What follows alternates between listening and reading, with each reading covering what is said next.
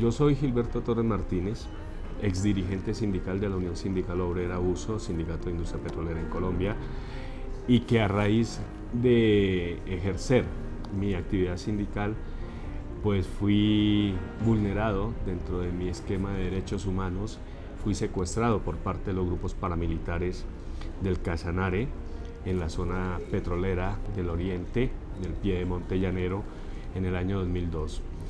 Esto hizo que desafortunadamente tuviera que salir al exilio, pues teniendo en cuenta que, si bien es cierto, en la historia del movimiento sindical colombiano soy el segundo dirigente sindical que sale vivo de un secuestro paramilitar, el hecho de que me hubieran entregado a una comisión humanitaria no quería decir que mi vida no siguiera en peligro ni que fuera un objetivo militar. Y fue así que al llegar a Bogotá, pues el jefe del corporativo de seguridad de Ecopetrol y de Ocensa, de la multinacional, pues me dijeron que había un comando paramilitar que me iba a asesinar.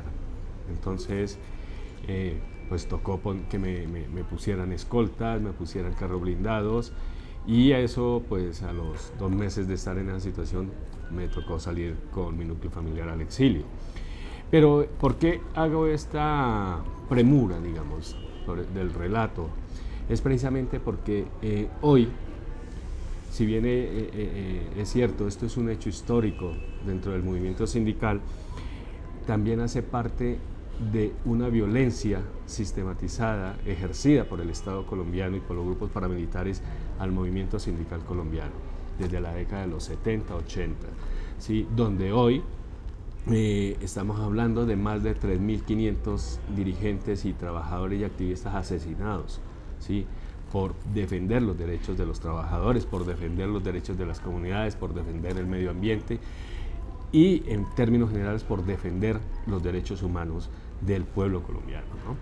Entonces, esto es una violencia que viene desde mucho antes del 2002, cuando yo soy secuestrado, y a mí me secuestran precisamente porque en el 2001, en diciembre del 2001, yo le paré prácticamente la producción petrolera a una multinacional como es Ocensa, BP, Total, Triton, Ecopetrol, Transcanadá, y por defender la vida de Aury Sarama Rugo, compañero presidente de la USO Cartagena, que había sido secuestrado y que finalmente fue asesinado el día 5 de diciembre, que nos lo entregaron en una carretera junto con su escolta, torturado y pues en unas deplorables condiciones, pues aparte de haberlo encontrado muerto, ¿no?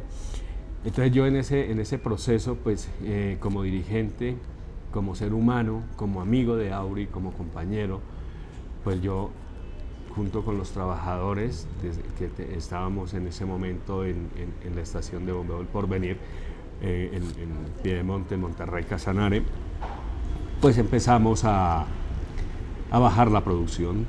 Y claro, esto pues era evidentemente una piedra en el zapato en contra de los gananciales de la multinacional, ¿no? Entonces, eso ha sido la dinámica del Estado colombiano, de los diferentes gobiernos que han antecedido al de Santos, donde se ha arremetido contra la dirigencia sindical. Hoy, dentro del esquema, se habla de que ya ha bajado pues, la muerte de dirigentes sindicales, pero han acrecentado otras medidas que también van en contravía de los procesos, que van en contravía de los derechos humanos y fundamentales del dirigente como tal, o del trabajador o del activista, y son los falsos positivos judiciales, las amenazas constantes, inclusive se siguen dando los desplazamientos. Hoy los paramilitares siguen ejerciendo en el país esa violencia, ¿sí? En el gobierno del presidente Uribe se hizo un acuerdo ficticio con los grupos paramilitares. Pero es que yo no puedo hacer un acuerdo de paz con los grupos paramilitares cuando yo nunca he estado en guerra con un grupo paramilitar, como presidente, digo, ¿sí? Sino que yo fui el que creó las Convivir en Medellín, que creó todo este proceso paramilitar. Entonces, eso fue un sofisma de distracción, ¿sí? Ahora, ese sofisma de distracción con los grupos paramilitares quedó en eso y en la traición que inclusive Uribe le hizo a la cúpula a los paramilitares, que los extraditó a los Estados Unidos, que también como consecuencia genera una impunidad total, ¿sí? Hacia las víctimas, porque esta gente está siendo juzgada en Estados Unidos como traficantes de droga, ¿sí? No como violadores de derechos humanos, ¿sí? Entonces toda esa serie de asesinatos que se cometieron en el momento que ellos estaban ejerciendo los liderazgos del paramilitarismo en Colombia, pues todas estas víctimas quedan totalmente en una impunidad total, ¿no? Entonces es complicado. Ahora bien, como te decía, la historia del movimiento sindical pues ha tenido toda esa serie de circunstancias de violencia, no solamente por los paramilitares, no, sino por el ejército, por la policía. Hoy lo vemos con los grupos de SMAT, los famosos SMAT, ¿sí? Hoy en este momento precisamente nos encontramos hablando de paz, ¿sí?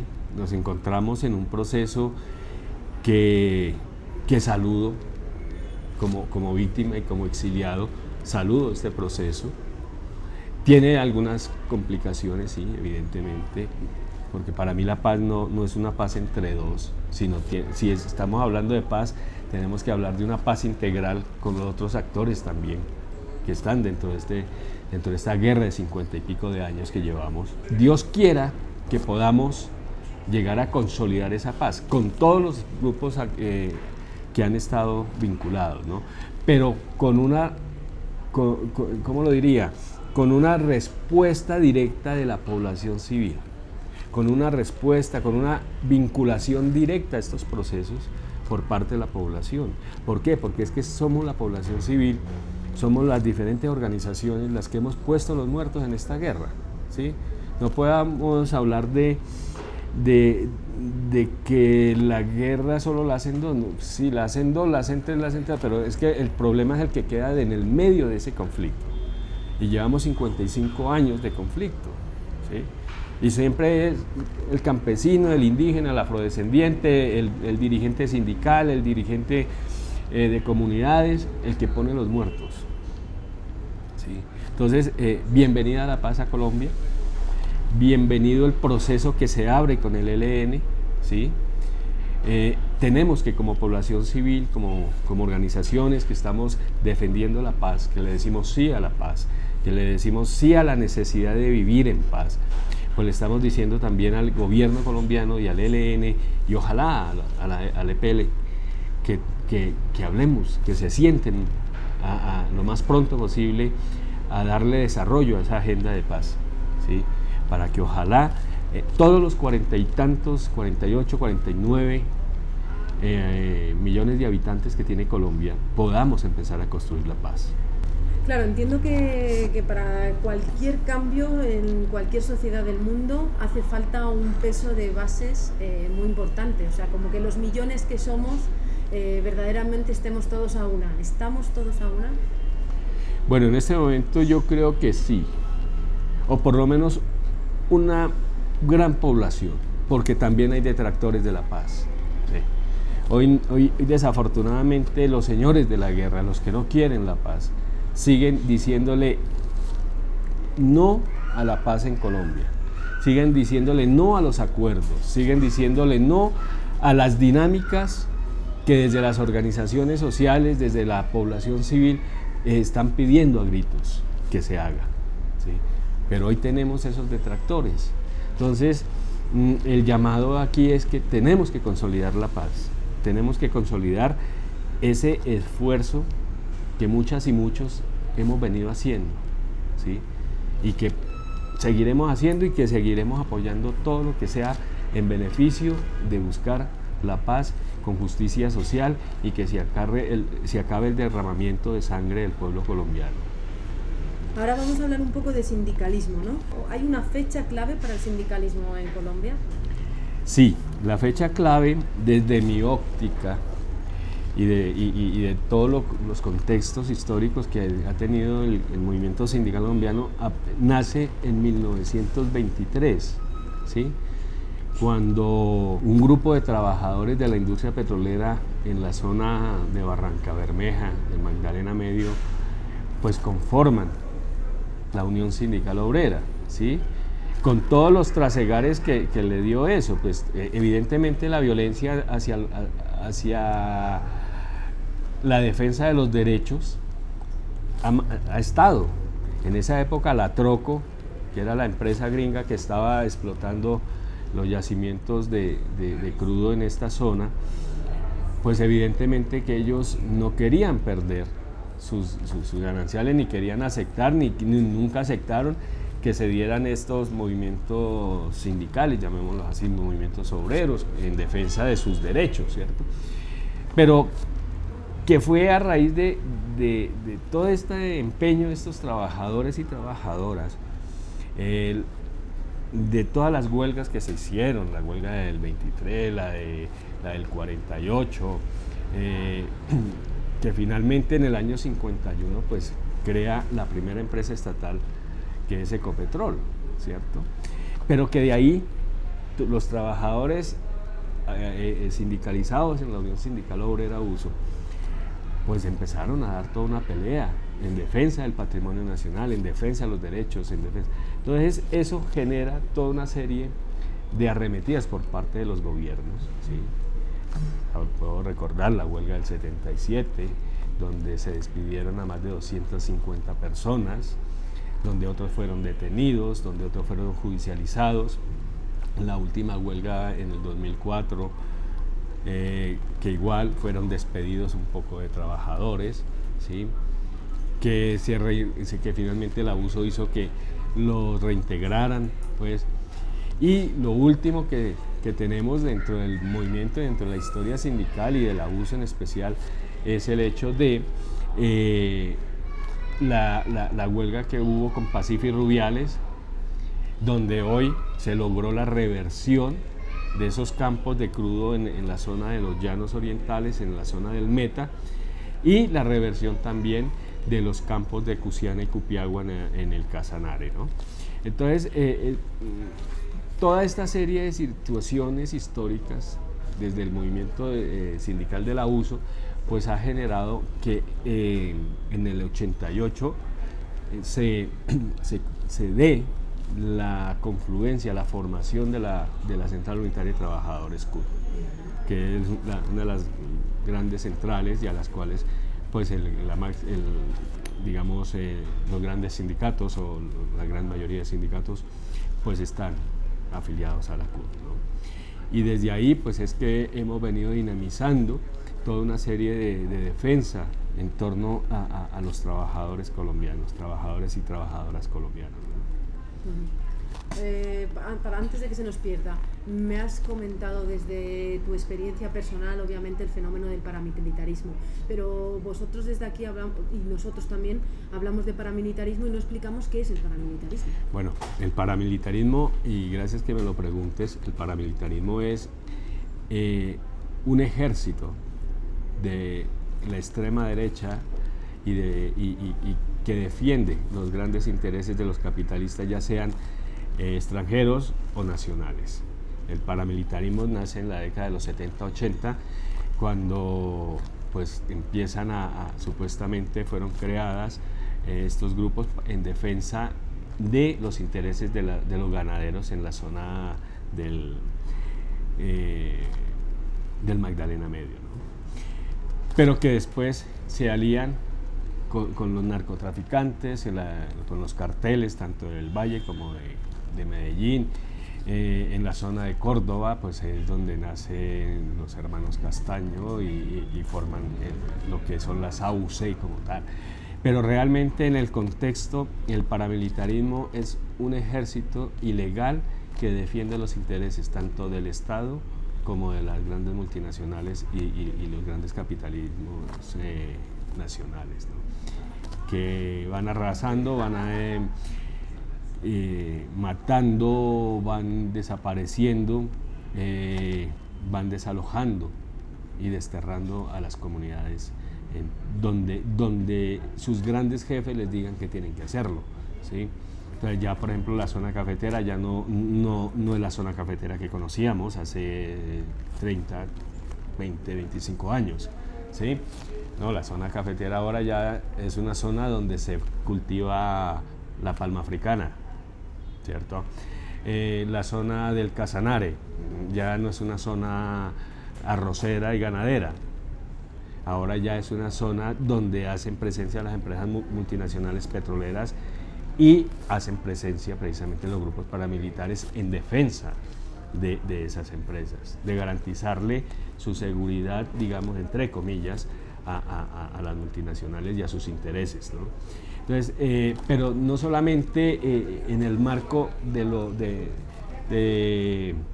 lo foráneo, sino también en el marco interno, como son el desalojo de las grandes tierras que tenían en un momento determinado los campesinos en la zona norte de Colombia, que por los intereses de muchos terratenientes los desplazaron, los sacaron, y que hoy con la ley de tierras, donde le dan la oportunidad de retornar a los campesinos a reclamar eso que perdieron, pues hoy están siendo asesinados, ¿sí? ¿Y quién los está asesinando? Los grupos paramilitares, ¿sí? Pero es que después de que hubo el acuerdo con el señor Uribe, se supone que se acabó el paramilitarismo en Colombia, ¿no? Ahora lo que se plantea es que son grupos ilegales al margen de la ley, las BACRIM que le llaman, pero están también las BACRIM, están también las gaitanistas, están bien una serie de nombres, pero que en términos generales siguen siendo los mismos grupos paramilitares que hoy hacen presencia prácticamente en todo el territorio nacional, ¿sí? Es preocupante ahora con la desmovilización que hay, con los grupos de las FARC, pues es preocupante desde el punto de vista qué va a pasar con estos paramilitares. Es decir, ¿qué va a pasar con esto? O sea, seguramente que van a llegar a los sitios donde las FARC tenían influencia, seguramente, ¿sí? Pero es muy peligroso, y si el Estado colombiano no garantiza ni concretiza el atacar, así como lo ha planteado, que vamos a atacar al ELN, pues esas mismas frases que dice el presidente Santos debiera de decir exactamente igual a los grupos paramilitares, porque es que dentro de los grupos paramilitares hay gente en el Senado, en el Congreso, en las grandes multinacionales, en las grandes capitales colombianos, en las grandes industrias colombianas. Hay gente, cabecillas, intelectuales que están dentro del paramilitarismo y siguen afianzando el paramilitarismo. Entre esos está el señor Uribe, ¿sí? Entonces, es preocupante, porque claro, hacemos la paz con los grupos insurgentes y entonces, ¿qué va a pasar con el paramilitarismo? ¿Cómo vamos a atacar ese fenómeno de guerra? Porque eso es un fenómeno de guerra, y es un fenómeno de guerra no ante lo que había con las guerrillas colombianas y el Estado, no, es un fenómeno de guerra que va dirigido a la población, que va dirigido al campesino, que va dirigido al afrodescendiente, a las comunidades LGTB, a todo el mundo. Otra vez, entonces vamos a estar otra vez en guerra con los paramilitares. Entonces eso es una decisión política del presidente Santos de acabar con esa delincuencia, porque esa sí es una delincuencia, ese sí es un fenómeno que va en contravía de todo proceso que se quiera construir, ¿sí? Y que si no se acaba, pues no vamos a tener el temor de que se abra también pues otro genocidio como se ha venido dando en Colombia. Claro, pero tú lo decías, ¿no? El discurso, por ejemplo, oficial niega el paramilitarismo, lo invisibiliza, ¿no? Pues que lo reconozca, no te podría yo decir, pero que sí sabe que está, sí. O sea, dentro de la institucionalidad que hoy existe, el gobierno dice que hay grupos al margen de la ley o delincuencia común, pero realmente se conoce que son células del paramilitarismo en las diferentes zonas donde siempre han existido, ¿sí? Entonces, claro, como esto es una cuestión política y de quedar bien con la comunidad internacional y de lavar la imagen que antes tenía estos gobiernos, pues entonces no, lo que delincuencia común, no, paramilitarismo, ¿sí? Y hoy los mismos paramilitares inclusive están contando las realidades de quienes han estado presentes dentro del marco de dirigencia política de este gobierno, quienes han estado vinculados directamente al paramilitarismo. Entonces eso es una situación que deja mucho que desear, ¿no? Y lo que creemos realmente es, y vuelvo y ratifico aquí en esta entrevista, es que bienvenida a la paz para Colombia, bienvenida a los acuerdos, bienvenido todo lo que signifique un cambio en beneficio del pueblo colombiano, ¿sí? Y decirle y hacerle el llamado al Estado colombiano que realmente tenga la voluntad política de acabar con el paramilitarismo en Colombia, de quitarle el miedo al campesino, de quitarle el miedo al afrodescendiente, al indígena, que pueda caminar libremente por sus tierras, por sus territorios, ¿sí? Sin el temor de ser masacrado por los grupos paramilitares. Ese es el llamado que hago desde este espacio. Agradecerles nuevamente a ustedes por esa intención de mostrarle al mundo y mostrarle a la tierra que me acogió en un momento determinado en mi exilio, pues estas palabras desde Colombia. Qué bueno. Y ya la última pregunta, que sabemos que no es fácil de responder. ¿Qué es la dignidad para ti? La dignidad es algo que el ser humano no debería de perder. Y desafortunadamente Gilberto Torres, al momento que salió al exilio, la perdió. Hoy estoy de regreso en Colombia y estoy tratando de recuperar esa dignidad que perdí durante 15 años.